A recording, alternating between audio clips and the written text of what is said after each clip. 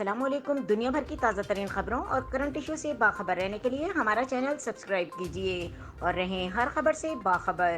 رخ کریں گے ساہیوال کا، جہاں سے رپورٹ کر رہے ہیں ہمارے نمائندے ایڈوکیٹ امتیاز۔ بدلتے موسم میں ڈینگی مچھر کے وار بڑھنے کا خدشہ، ڈپٹی کمشنر نے محکمہ صحت اور لائنس ڈپارٹمنٹس کو الرٹ جاری کر دیا۔ انڈور اور آؤٹ ڈور سرویلیشن بڑھانے کا حکم، ڈپٹی کمشنر کی زیر صدارت ڈسٹرکٹ ایمرجنسی رسپانس کمیٹی کا اجلاس میں ضلع میں کورونا کی صورتحال اور ویکسینیشن مہم کا بھی جائزہ لیا گیا۔